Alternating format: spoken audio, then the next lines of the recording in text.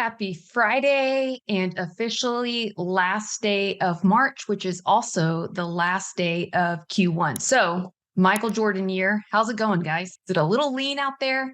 I thought today would be a great time to just kind of pause, make sure that we are reflecting over what activities and accomplishments that we have generated for Q1, because I know sometimes the mental mind trap of you feel like you're doing probably working harder than you've ever worked, and the result may not be here yet, whether that's with social media, maybe it's in your own loan officer business. And so I just want to make sure that we take time and reflect and know that consistency plus patience, guys. We have to be patient in today's market. And we do know those who are consistent over time, you will win. But it is important to track your numbers and have some kind of accountability so that you can see where even just the smallest little tweaks in adopting tools like Mortgage Coach or even Lender Launchpad, you will see possibly your offer acceptance rate increase. But if you're not tracking your activities, then how do you know where you may be able to make little adjustments when every conversation, every lead, every loan, past and present, guys, matters more than it ever has? And I think it's just important to realize that. I was listening to the Altos Research YouTube channel, and when you look at the market and you just study the demographics, and even just 10 years ago, with people used to move every 6 years. Like, I don't mean just restart a loan or refinance. They used to move and migrate more often than what we do now. And I think there's pros and cons to that. I think there's other challenges, whether certain licenses that can transfer over between state boundaries now that we've had a little bit more red tape come about. Also, the California tax situation where you could buy a home and your property taxes don't increase, not a whole lot. I can't remember. I'm trying to think what the name of it, Prop 19, I think that's what it's called. Anyways, I live in Texas, but for those of you in California, that's going to make it a little challenging for people to naturally want to move, let alone the fact that we have more people sitting in homes that have lower interest rates. When you go back and you really study the data and who were the ones buying during the pandemic, we saw that first-time homebuyers, as you guys know, had a lot of challenges, because even those who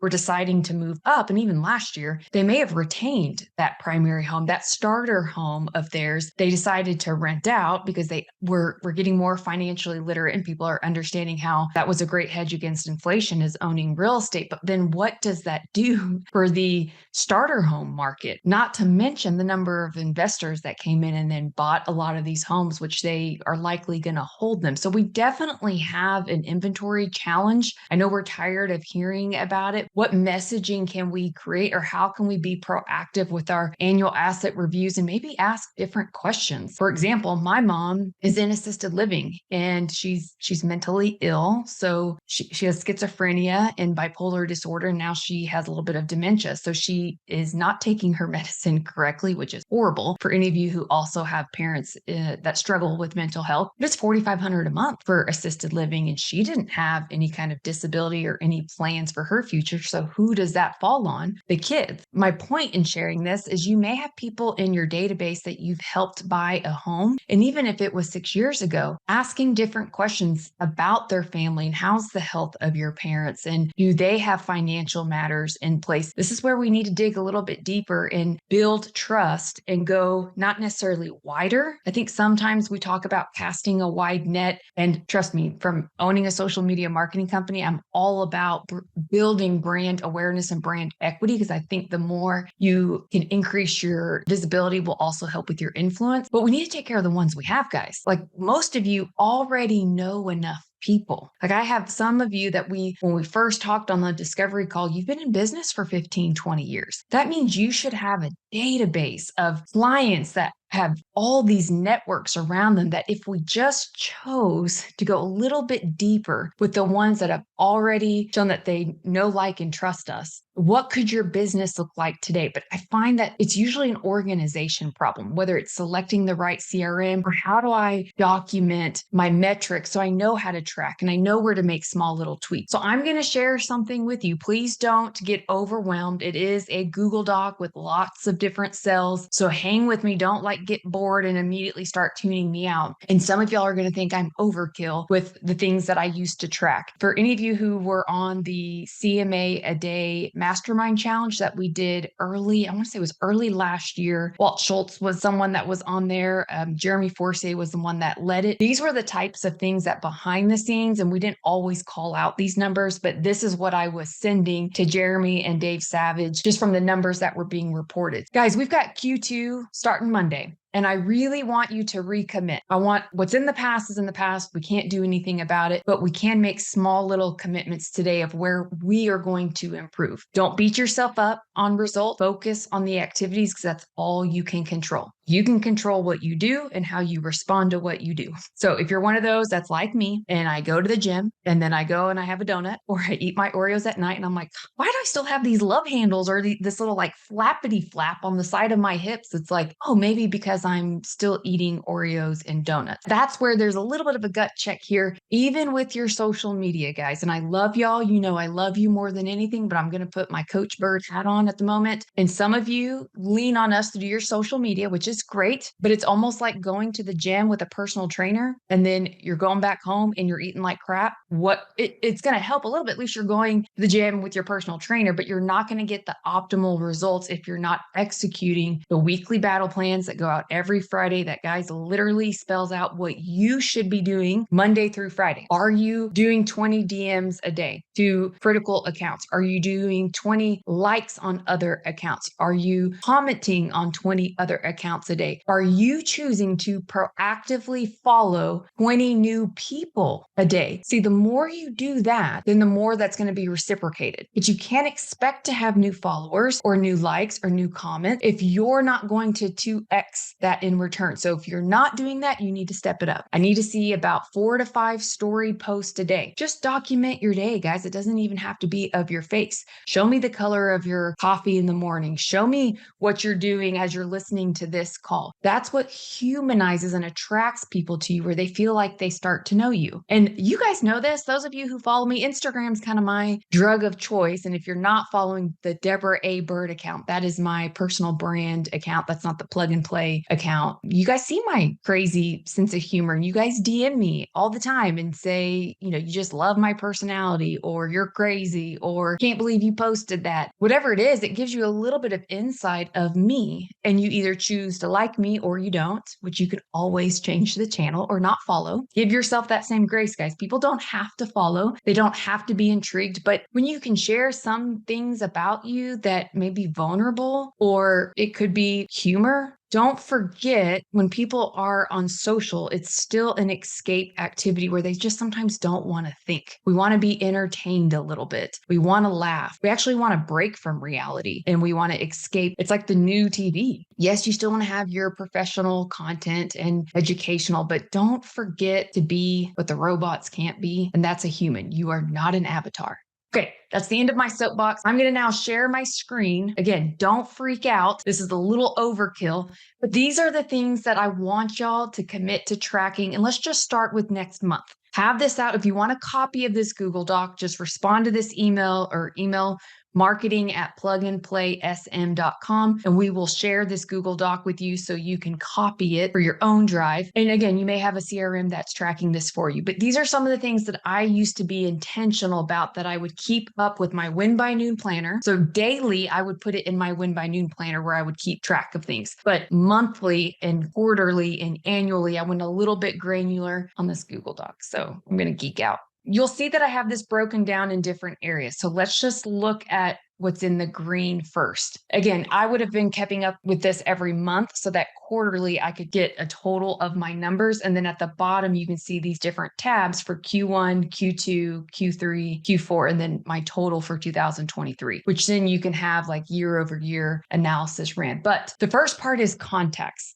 And this is what I feel like a lot of people don't track. That's what I love about the Win by Noon planner is I can't control if people answer the phone or not, but I can control my number of attempts. So the first section here says number of attempts. These are phone calls, number of DMs sent, number of email invitations sent. This could be to a networking event, or maybe you're doing a client appreciation party, number of new records that you add to your database. Again, this could be partner records. This could be leads that are sent to you, number of past clients added added to social. Every month end, you should look at who all did we close for the month. And then of those, who do we want to add to our social networks where you proactively either friend request or follow them. And it could be leads, pre-approvals, closings. Don't wait opportunity. I want y'all to get in a better habit of creating your own opportunity, putting yourself in the path of opportunity. That's what Q2's theme is going to be all about. And the number of new follows that you made on social. I don't mean you guys tracking how many new followers you're getting. I want you tracking how many that you can control that you're reaching out to and following. So all you're doing is hitting the follow button, guys. And anytime they accept or you notice that they've started following you back, I hope you have a strategy in place. You could use my quick note response that I showed y'all of just introducing yourself like, hey, thanks for following back. Love what you do, but don't ask for business. Don't even make it about business.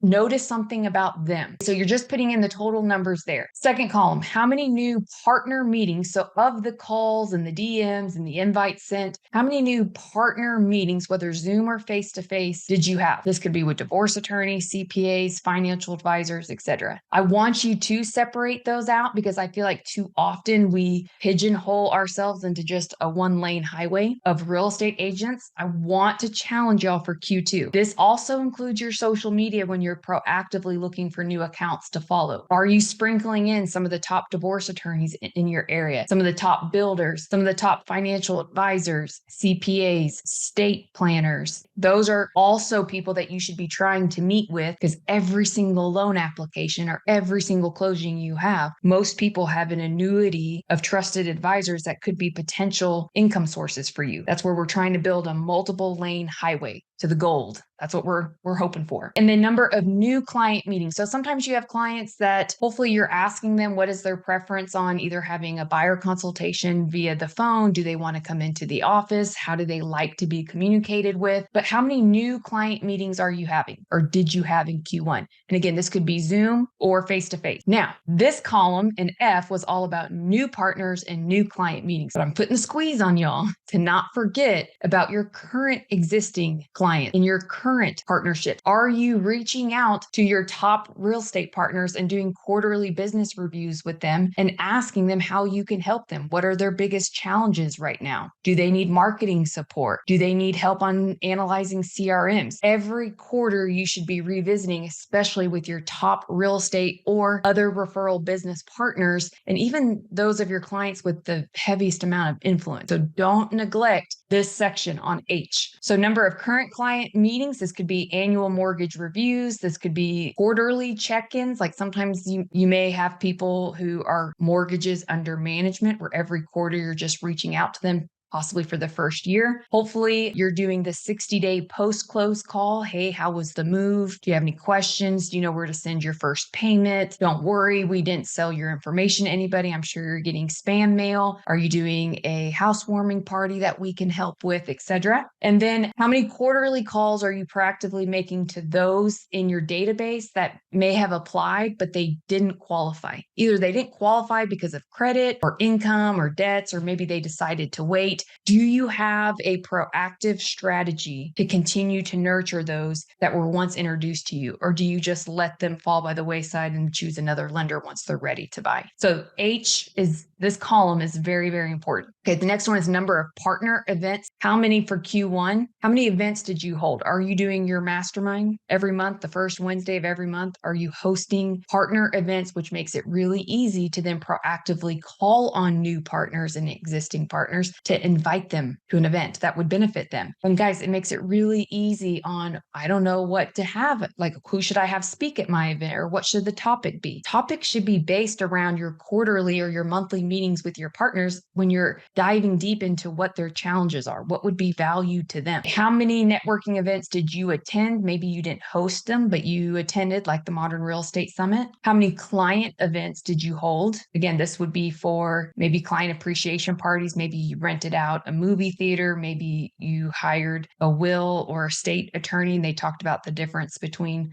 a will and a trust. And then how many community events did you attend or sponsor? So I know there's a lot of you who sponsor like Easter egg hunts in your community, or maybe you did like a rock and roll for kids event like one of my clients did last month. How many of those community events did you either sponsor or attend in the spirit of business, not like your kid's baseball tournament. All right. And then the last column for L is how many the number of thank you cards that you sent, birthday cards, number of videos made or video text sent, number of social posts made. This is you making the social post because remember, your activity of what you're doing in between our post is what humanizes and completes the strategy, guys. I know some of you just use us to post for you all the time. And so it starts to look very corporate. That is why the Friday battle plan that goes out to you, you're supposed to execute that part and post it yourself and interject in between our professional posts. Number of Friday partner emails sent. So are you guys consistently sending out every Friday a value add email to your partners every Friday, like clockwork, consistently? Like what you see I do every Friday. That should be your reminder. So how many Fridays did you do? And then number of weekly shows that you hosted. So remember, that's also part of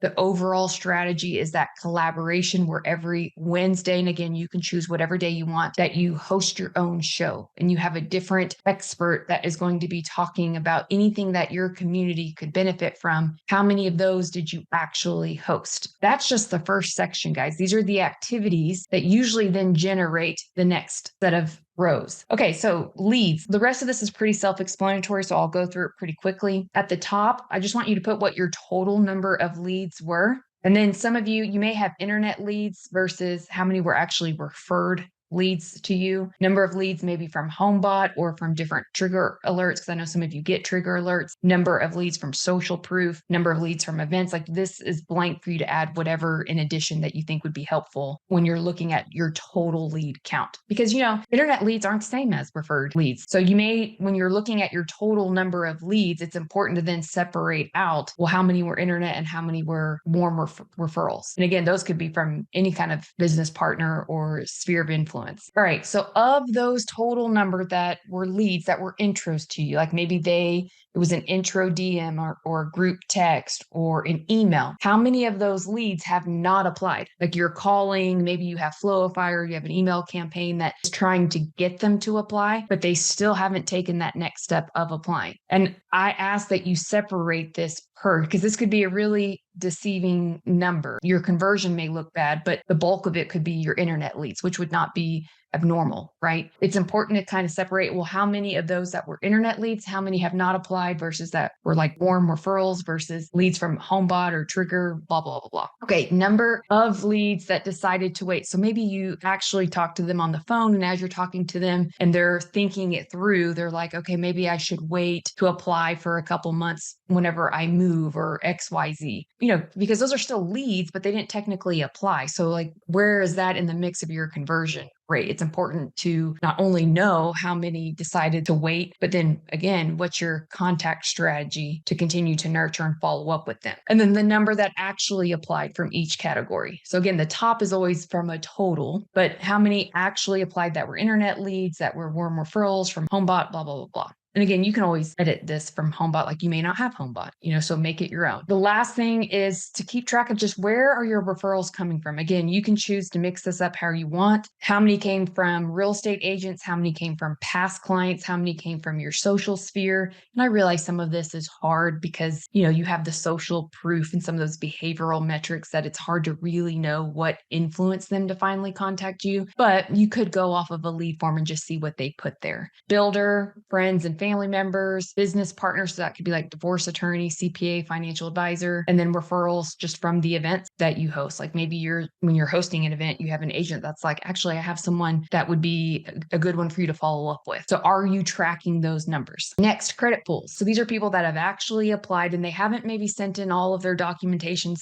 This is just a credit pool. Of the number of credit pools, how many of them do not qualify? And there could be a couple of things just from spot checking on an application where you wouldn't continue to go down the buyer journey of collecting all of their documents to see if they could actually get a pre-approval. Is it their credit, a 400 credit score, 500, so they're in a credit plan? Is it their debts? They have so many student loans and you can tell with their income, it could be a debt to income ratio issue. Is it a lack of consistency of income? Maybe they just switched to a 1099 job, or they just went from working a W-2 to then self-employed? Is it an inconsistency of income, or is it assets? Maybe there's just no way they'd have to pay off a certain number of debts and they'd have to have a certain amount for a down payment. And none of these people have anyone that could co-sign for them, whatever. Try to keep track of why the number of people that don't qualify, what is the issue? And if this is where, when you're reflecting, it's like, okay, of the number of credit pools, which is a branch fee, man, I have like 60% that don't credit qualify. Where are those apps coming from? You may find that you have like 2 or 3 real estate agents that seem to be fishing in a pond that is only people with bad credit. That is helpful information to then be able to go back, and when you're doing your business planning sessions with your agents, not just asking them for leads, but like finding the holes and the gaps of the business. This could be useful information, and it shows that you're a professional because you're tracking this. Again, sometimes you do a credit pool, you have a little bit of a conversation with them, and they're like, you know what, I think we're just going to renew our lease, or we're going to decide we're going to wait. That also happens. Make sure you're keeping track of those. And then how many that you did credit pulls actually qualified. I'm always looking at what's the total number of leads you have that then you finally get them to apply, and then how many that apply are actually possible contracts. So that's what this next section is. I like to know, just for demographic purposes, what's your average credit score? What's your average of how many of your applicants are married buying together or single applicants? How many right now are first-time home buyers? Because we see national data, but it's important to know, who are you attracting? Who is your ideal client? Do we need to make a little bit of a pivot with your content strategy? This is where it's really hard for us to even know what's working and what's not working when we don't see these numbers from you. So we can look at analytics and a lot of our software and tools. I mean, obviously we know you guys are looking for purchase apps or refi business or partner referrals, but it's like, well, maybe all of your people are actually married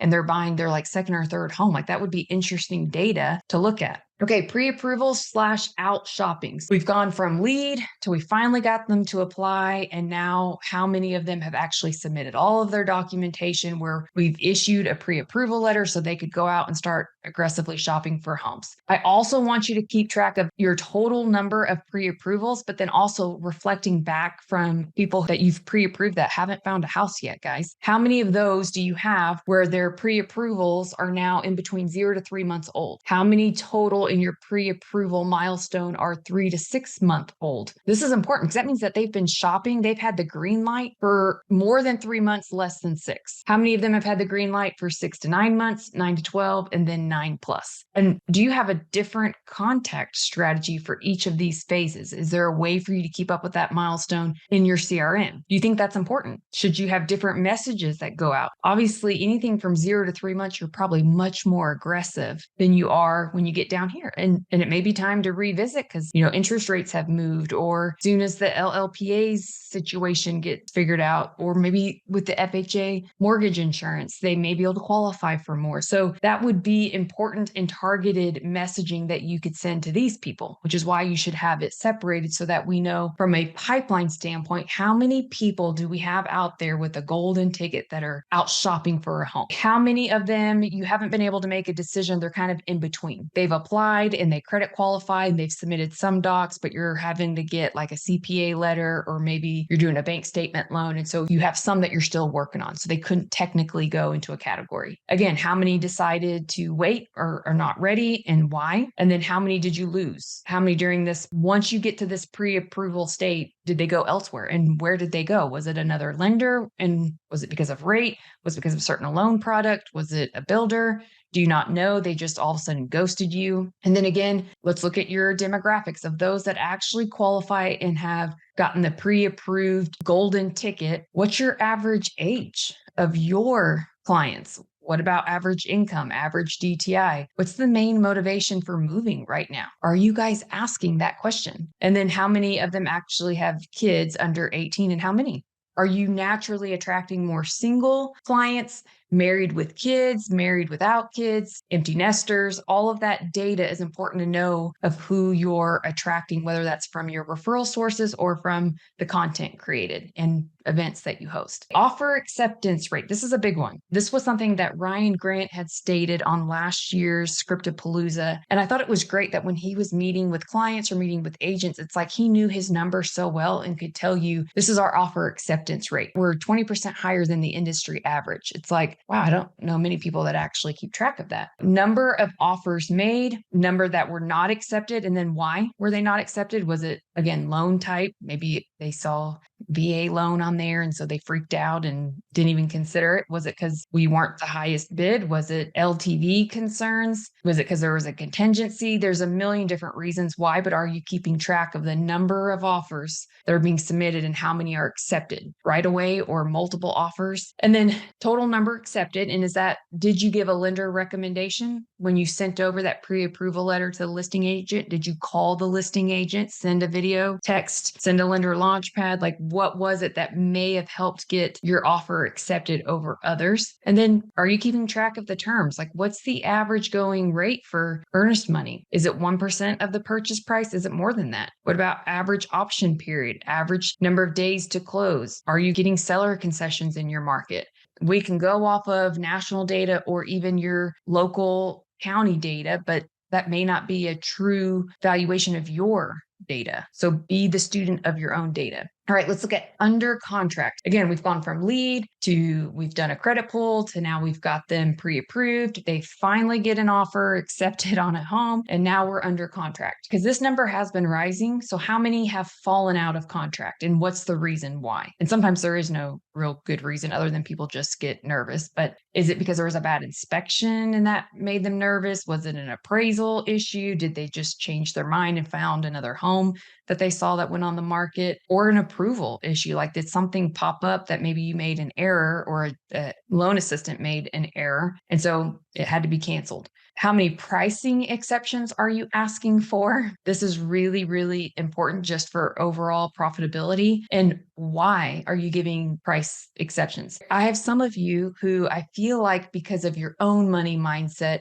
and your fear of losing a deal because it's now under contract, you'll opt for a price exception when they're not even asking for it because it's like this fear-based selling almost. So really look at this. And I don't think a lot of people track pricing exceptions. There's some people who boast about, maybe they helped 200 families or 100 families last year, but every single one of them were not profitable because there were so many pricing exceptions asked for. So it's important to know, how are you helping the overall health of your branch and of your team and your company, as well as protecting the interest of your client. But we can't be desperate where we're losing money. Performance. Are you measuring your average number of days from executed contract to processing? Because some of y'all may be the bottleneck where you're sitting on a contract and you haven't gotten everything together because you didn't want to trigger it because you weren't ready to send disclosures, or you were waiting on the title company to send their fees over. It's like, what is the reason why you could potentially be causing your own delays in the process? Average days from processing to initial submission of underwriting, total number of days from initial conditional approval to resubmittal, and then resubmittal to CTC. Just keep track of this because, again, this could be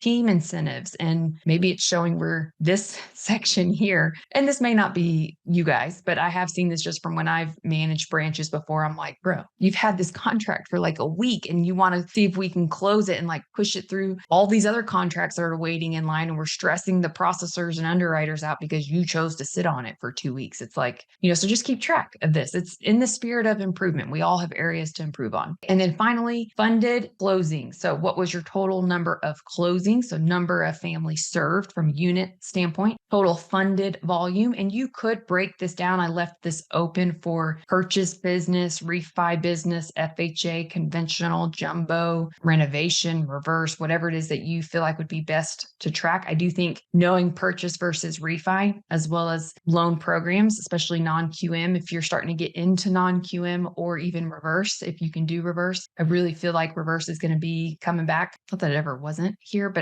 they were always complicated. I always feared doing them. And in fact, when I originated, we had to send it to a different loan officer in the company. Thank God. Even though I think they're great loans, it's just I was scared of them for some reason. Same thing here. So total funded volume, you could separate it out. This is a big one. How many 5-star reviews are you getting per borrower on every closing you have? And are you measuring that ratio? If you have 5 closings for the month, I want to see 5 reviews. And if you had 10 total borrowers, you should have 10 reviews. So how many 5-star reviews are you getting? And then you could even go and add how many were you able to get for your buyer's agent or even the listing agent. Measure yourself on how you're contributing to your partners as well. Number of referrals during the process. So I know Jeremy Forcier recently spoke about it is a team goal. This is something the entire team can do. It's not just the LO. It could be the processor, the underwriter, the funder. How many referrals are you getting from current clients who are in the process of getting a mortgage, which is when they're most likely being asked, hey, how's the move? How's the packing? Are you excited? Oh yeah, we've thought about moving. Are you tracking how many referrals you're getting during the process? I want your goal to be that for every client you close, you should have a referral from them by the end of closing.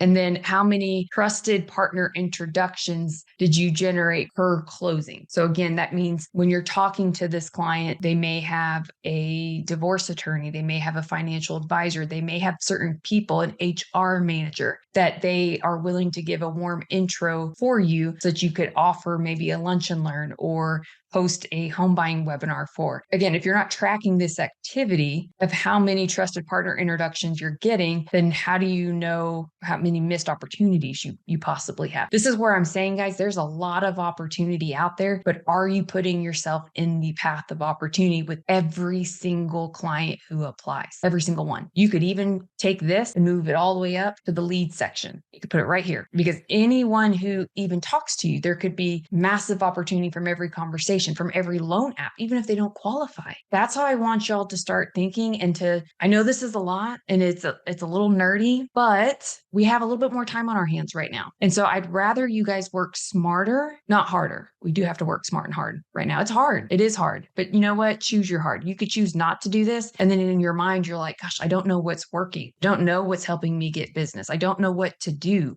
This helps solve that. If you want a copy of this, just reach out to us. We will share it with you. You could easily copy it yourself, kind of make it your own, because I know this format may not work with everybody. Feel free to share it with your, branch managers, if you are a branch manager, with your other LOs, and just allow it to be in the spirit of just accountability, but not in a negative way, in the spirit of being more intentional, being focused about our business, knowing our numbers. When we know our numbers and we're super focused and we know what to do, it naturally helps grow confidence. And confidence is essential for when you're showing up in front of people, whether that's on camera, for social media, or even when you're doing your face-to-face meetings. So I know this was a lot of information. Take the weekend, digest it a bit, get organized, and then I want y'all to come running out of the tunnel like it's second quarter. This is when it's, usually the best quarter of the year. It's spring home buying season. I want you to pay attention to your mindset. Don't beat yourself up off of results, because sometimes results will come later, but it's the proactive and consistent activities that you can control,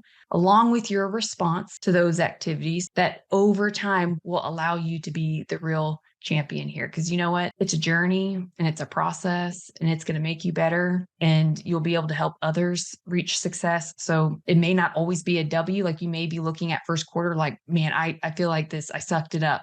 Q1, you have another opportunity. Q2 starts Monday. We're here to help support you. If you need anything else, let me know. Y'all take care.